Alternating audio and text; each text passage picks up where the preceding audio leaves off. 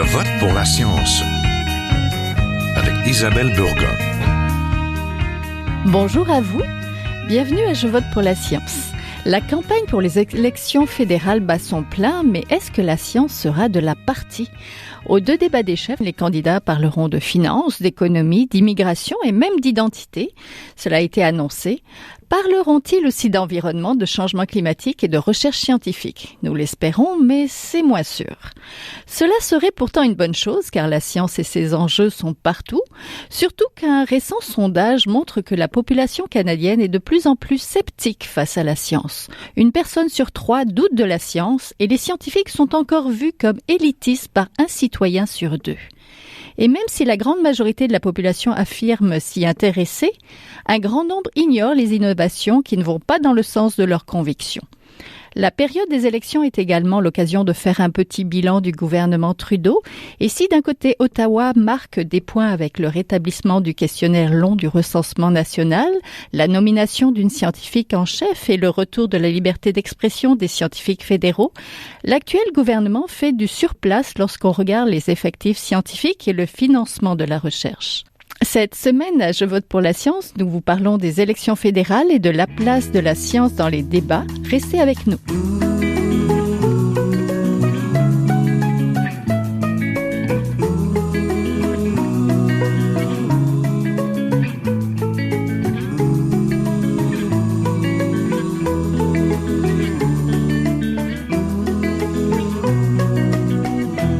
Pour parler des élections fédérales et de la place de la science dans la campagne électorale, je suis en compagnie de Lynn Sauvageau, la présidente et porte-parole de l'ACFAS, c'est l'Association francophone pour le savoir.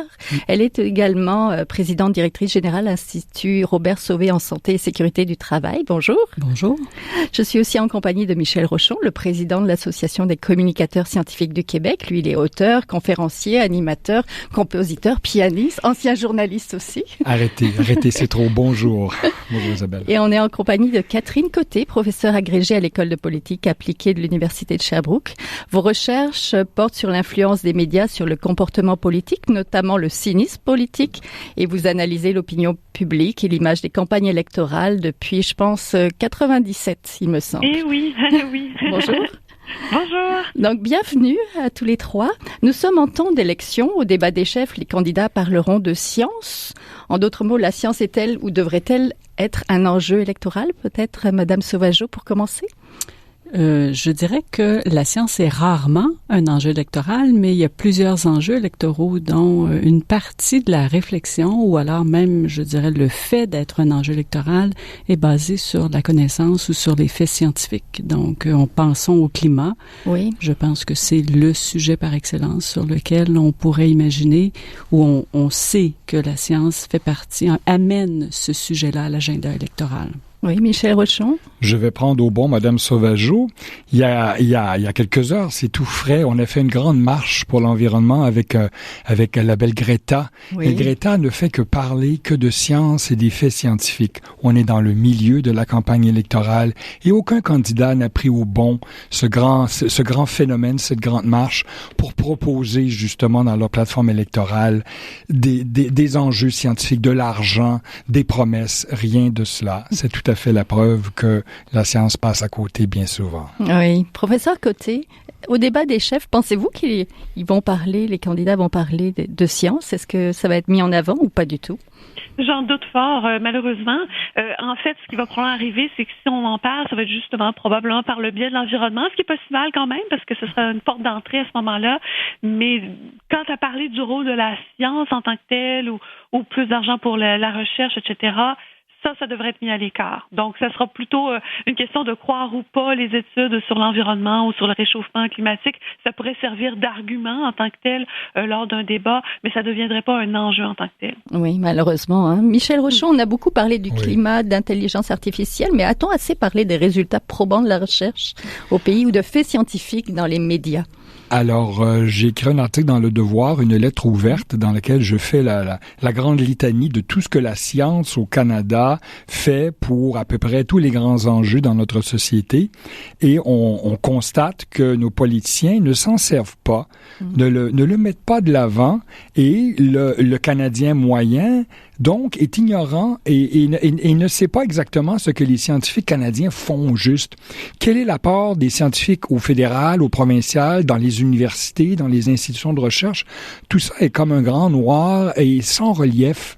Alors, je crois qu'il est temps que les scientifiques eux-mêmes se manifestent sur la place publique, ce qui est très difficile à faire pour la majorité d'entre eux. Oui, Lynn Sauvageau, êtes-vous d'accord? Oui, effectivement, la place réservée aux sciences dans la politique, dans les enjeux, etc., elle est présente partout, elle est peu présente dans la discussion, mais on doit préparer les chercheurs à être plus présents dans l'ensemble des médias. C'est pas, je dirais, naturel. Ou c'est pas leur lieu de communication usuel, puisque la science se fait aussi par une communication entre scientifiques et c'est des codes, des manières, en fait on doit faire évaluer sa science par les pairs. La communication vers le grand public et à l'intérieur d'enjeux, je dirais plus politiques ou plus médiatiques, c'est plus difficile. Et c'est tout un art. C'est un art, je pense, qui doit aussi faire l'objet à la fois d'une promotion, de formation, voilà. Ça se fait actuellement, les institutions, les universités, quand c'est le temps de faire la promotion d'une bonne étude. Une étude qui a du potentiel médiatique. Là, les gens des communications des universités prennent le chercheur par la main, lui disent, voici comment on devrait raconter l'histoire. Nous, à l'Association des communicateurs scientifiques, on donne la formation aux chercheurs, j'en donne, et on les met autour de la table et on leur dit, là, c'est pas juste lors de votre étude qui c'est peut-être une fois par 3 ans, une fois par 4 ans que vous avez une bonne étude, là, qui mérite une attention médiatique, mais de façon générale, dans votre vie privée, et dans votre vie publique, de parler de la science, de votre science, mais de la science en général. Là, dans le magazine Dire, qui va sortir sous peu, là, j'ai un article dans lequel je fais un appel aux étudiants de maîtrise, du doctorat et des chercheurs québécois d'être présents sur les médias sociaux, de parler de la science qui se fait, des bons coups de la science, et aussi d'être là pour peut-être, à l'occasion, ramasser un ami qui est en train de divaguer, qui nous parle de la Terre plate ou qui nous parle des dangers des vaccins. On doit, je crois, demander aux chercheurs, je sais qu'ils sont très occupés, c'est toujours la question de temps, il n'y a pas de temps, mais je suis certain qu'ils peuvent prendre 5-10 minutes le matin ou le soir pour être présents sur les médias sociaux et ça peut faire une différence. Oui, c'est sûr. Professeur Côté, vous vous intéressez à l'opinion publique. J'aimerais savoir si pour vous, la science et le travail des scientifiques sont des sujets d'intérêt pour les électeurs. Sujet d'intérêt, oui et non. C'est-à-dire que faut se mettre dans le contexte. Qu'est-ce que les gens cherchent dans le fond durant une élection? Et ils arrivent, ils ont des offres devant eux de différents partis politiques et ils essaient un petit peu de tirer, si je peux dire, leur épingle du jeu en essayant de comprendre quelle sera la proposition qui va être la plus conforme à leurs valeurs. Donc là, on parle de valeurs. Déjà, on est un peu loin des enjeux même. Et là, vous comprenez qu'ici, ça va être beaucoup plus une impression qu'on va avoir. Donc, celui qui va inspirer le plus confiance, par exemple. Donc, donc il va y avoir toute une série d'éléments qu'on va prendre de ces plateformes-là, liés à la personnalité, mais aussi justement cette confiance-là qui est inspirée par les chefs des partis. Donc, un ensemble de choses. Pas pour rien d'ailleurs qu'on joue beaucoup sur la peur, hein, et aussi pourquoi les publicités négatives fonctionnent souvent bien, parce que justement, on vient attaquer le niveau de confiance qu'un des chefs inspire. Et donc, à ce moment-là, les enjeux sont somme toute assez secondaires. Donc, vous comprenez que dans ces enjeux-là, la science peut en faire partie, mais pas nécessairement. Donc, ça va dépendre essentiellement de ce que les chefs eux-mêmes vont avoir à proposer. Et les électeurs, on devrait les appeler les citoyens d'ailleurs, parce qu'avant d'être électeurs, ils sont citoyens. Donc, les citoyens voient ça et doivent choisir là-dedans. Donc, ils se trouvent dans une position où, loin d'être un citoyen qui est actif, il est plutôt réactif. Donc, il reçoit quelque chose et doit choisir par rapport à ça. Et ça vient complètement inverser la donne. Ce qui fait que il va falloir qu'il se fie sur ce qu'il va voir, ce qu'il va entendre à travers les médias pour se faire une opinion. Mais essentiellement, somme toute, il y a très peu d'informations qu'il va vraiment avoir sur chacun des partis, sur chacune des plateformes, sur chacun des enjeux et même des mesures concrètes. Ça va être beaucoup plus le résumé qui va passer à travers les médias de tout ça et sa propre impression qui va se faire. Donc, c'est un peu triste parce que il y a comme tellement d'étapes avant de se rendre à un enjeu véritablement scientifique. L'enjeu scientifique va fonctionner seulement si ça va être un petit peu, par exemple, l'élection fédérale passée où on rappelait que Stephen Harper avait un peu muselé les scientifiques dans le cadre au niveau gouvernemental. Donc là, vous voyez, on l'utilise, mais on l'utilise comme argument pour faire peur, pour montrer, regardez, c'est dangereux, c'est pas bien, mais c'était pas sur la science en tant que telle. Je sais pas si vous comprenez un peu la nuance ici. Donc, c'est assez particulier. C'est pour ça que je dis que la science va être vraiment instrumentalisée essentiellement si elle fait partie des enjeux. Oui, Madame Sauvageau. Oui, en fait, j'aimerais justement approfondir cette question-là. Le soutien public à la recherche et à la science, c'est quelque chose d'extrêmement important, même si en apparence, elle peut être instrumentalisée. Les choix que nous faisons ont une incidence sur, je dirais, est-ce qu'on a une science en santé au Canada ou de la recherche en santé, parce que essentiellement, la recherche au Canada, elle est soutenue par des fonds publics et elle est beaucoup financée au gouvernement fédéral. Et donc, je dirais, le climat général autour de la recherche et de la science, c'est important d'y prêter une attention. Et à travers les élections, oui, ça peut jouer sur la capacité des chercheurs d'engager des recherches, de les soutenir, de les maintenir et d'en parler. Michel Rochon. Bien, pour nos auditeurs, on va peut-être rappeler quelques chiffres fondamentaux. Alors, suite à l'hécatombe sous Harper, où on avait beaucoup perdu dans le financement, il y a eu en 2017 Naylor qui s'est penché et a remis un rapport sur le financement. Alors, lui, il disait les 4 grands organismes subventionnaires au Canada devraient au moins recevoir 1,3 milliard par année pour tenter de plus pour rattraper le temps perdu et l'argent perdu. Et le gouvernement Trudeau n'a donné que 1,7 milliard aux 4 organismes, donc 5 fois moins. Alors, c'est sur 5 ans sur lesquels il donne et non pas par année. Alors au total, on se retrouve avec beaucoup moins d'argent que le rapport en demandait.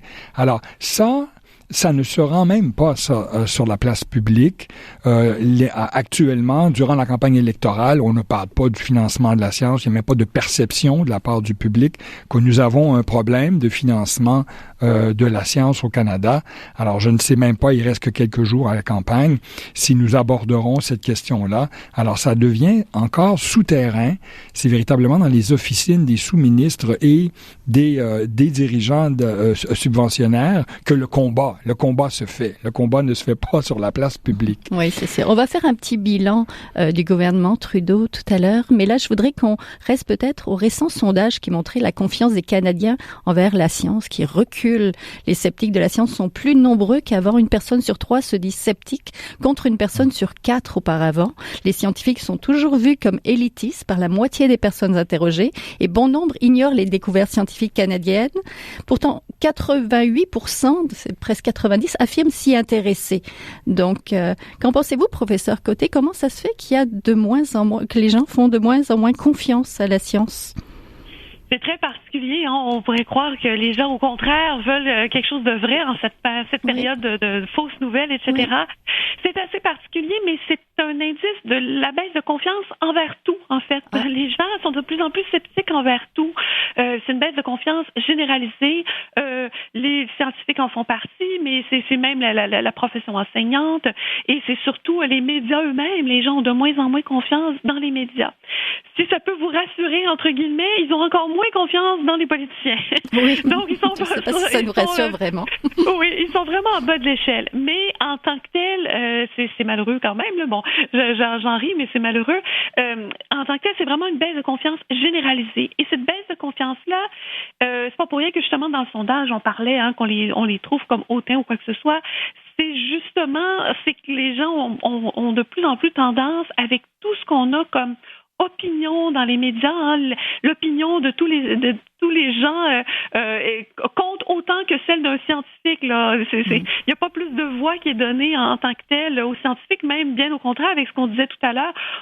C'est même rare en fait que ça va dans les médias et souvent quand on va avoir des résultats scientifiques, ça va être une étude dit que finalement on peut manger de la viande rouge. Une étude dit que finalement il n'y a pas de problème sur ces trucs.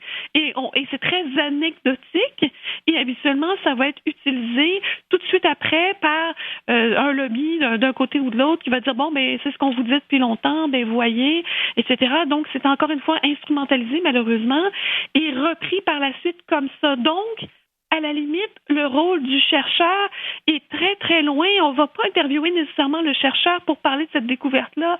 On va parler de ça plutôt comme impact sur la vie de tous les jours des gens, etc. Donc, c'est assez particulier parce que ce lien de confiance-là entre justement le citoyen et les chercheurs, des scientifiques, quels qu'ils soient, avec la recherche, à quel point ça compte en tant que tel, ça finit que c'est c'est une nouvelle étude qui en remplace une autre, puis on va apprendre le contraire peut-être dans 6 mois, dans 1 an, parce que c'est très anecdotique de la façon dont c'est présenté. Et la science en tant que telle pâtit de ça, mais à peu près tout le monde pâtit de ça aussi.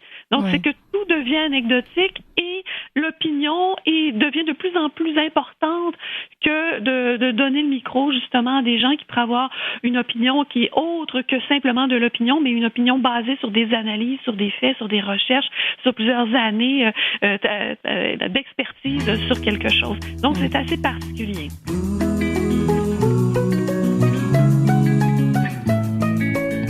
Vous êtes toujours à Je vote pour la science, là où la science rencontre la politique, une émission produite par l'agence Science Presse. Vous pouvez visiter son site internet au sciencepresse.qc.ca.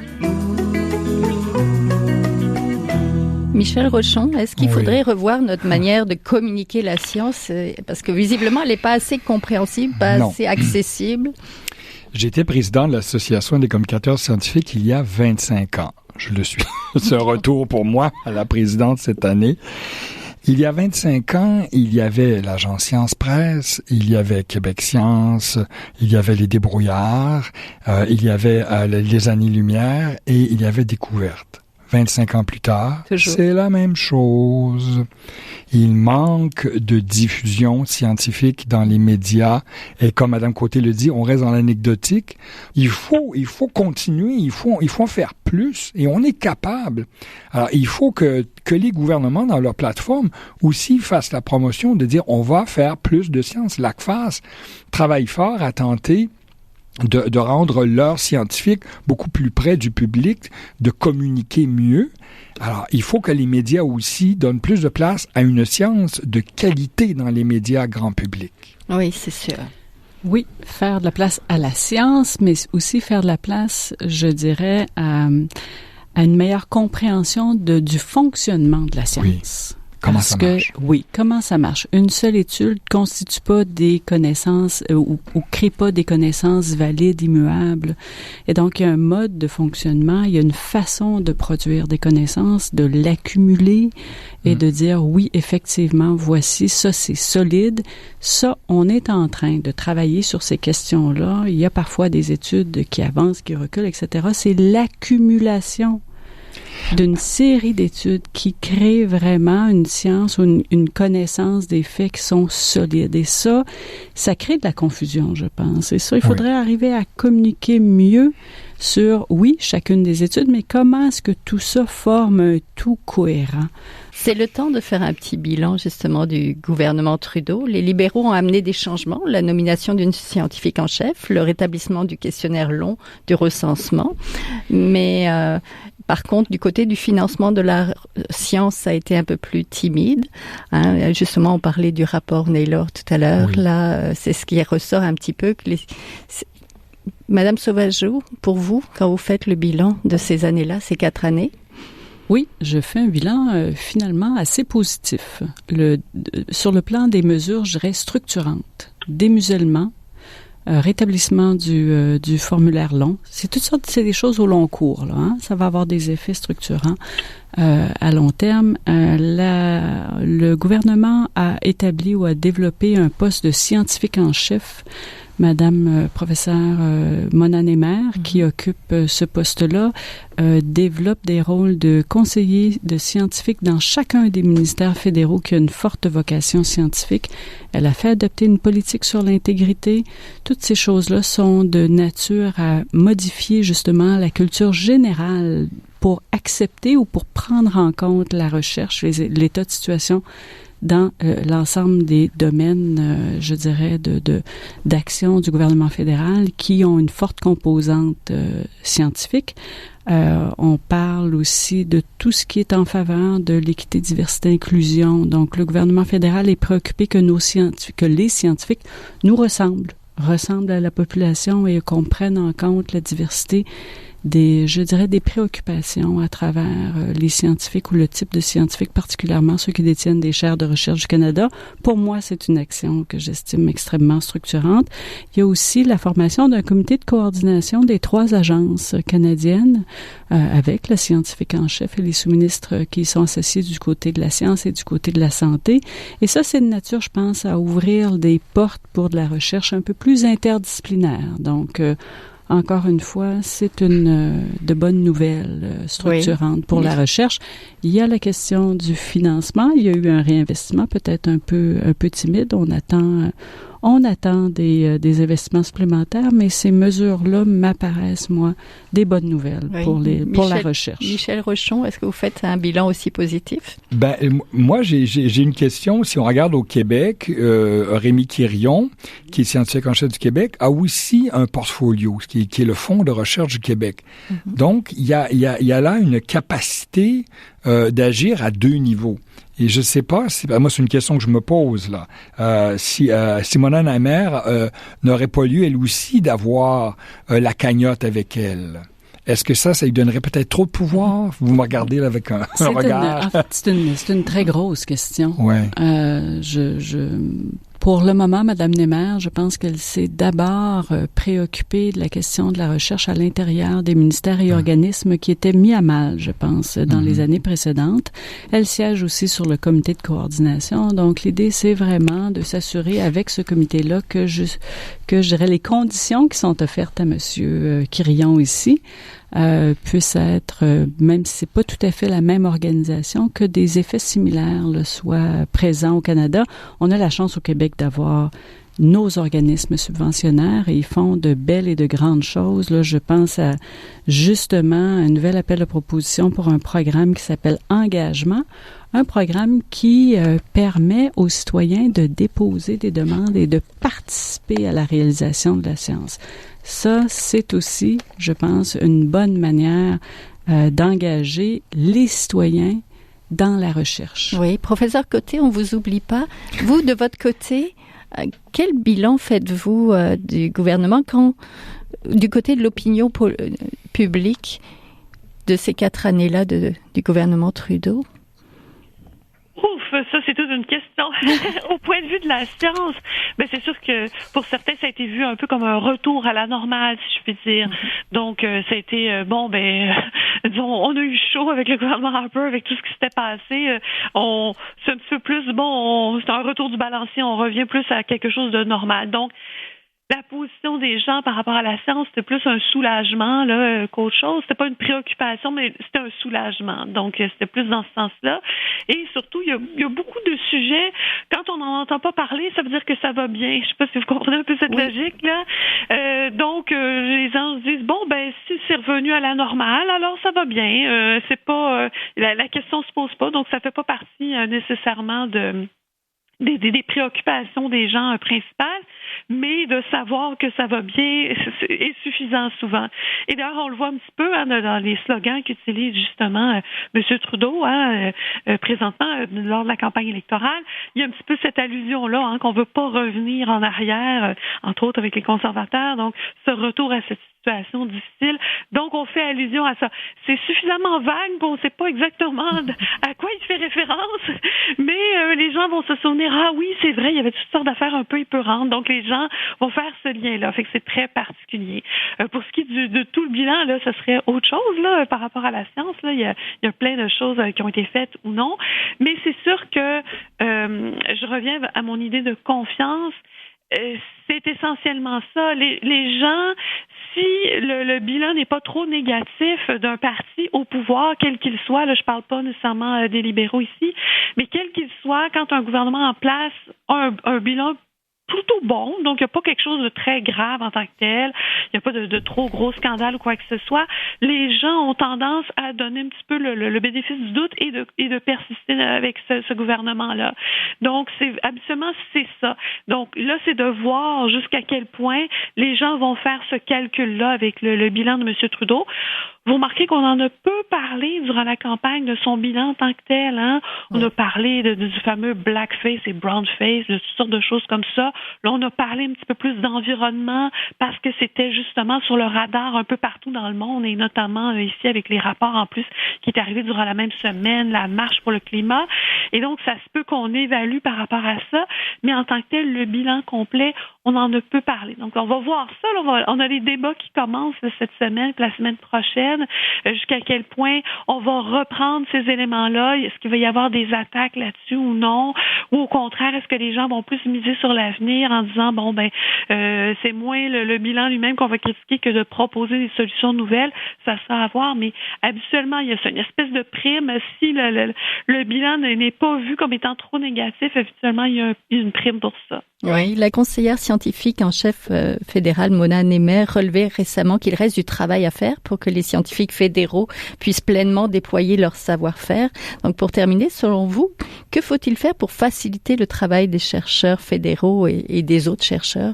Peut-être, Madame Sauvageau? Peut-être établir la quantité de chercheurs fédéraux. Peut-être la première chose, c'est de s'assurer qu'on en ait en quantité dans l'ensemble des postes pour lesquels on a besoin de leur lecture des problèmes ou des enjeux. Michel Rochon? Un sondage de 2017 disait qu'encore 53% des chercheurs fédéraux ne se sentent pas libres. Alors, il y a encore du sable dans l'engrenage. Il faut que leurs patrons, il faut que les mentalités s'ouvrent encore un peu pour qu'on ait 99% de liberté. C'est une saine démocratie, même en science. Pas 100%? Bon, regardez, on sait comment l'humanité fonctionne, mais grosso modo, il faut encore travailler à redonner la liberté de parole à nos chercheurs. Et là, nous, les journalistes, on aura accès.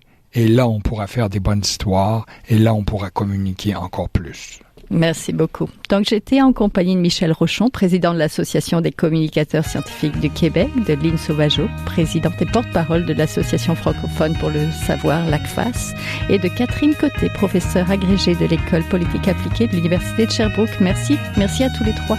Merci. Merci.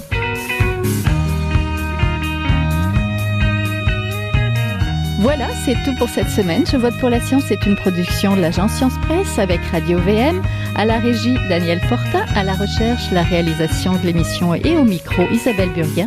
Vous désirez réécouter cette émission? Restez à l'écoute. Nous avons des rediffusions tout au long de la semaine. Vous pouvez aussi l'écouter en podcast sur le site de l'agence Science Presse. Et si vous l'avez aimé, n'hésitez pas à la partager. À la semaine prochaine. Jin Jiahua est un chercheur typique de ceux pour qui les progrès de la bioinformatique ont préséance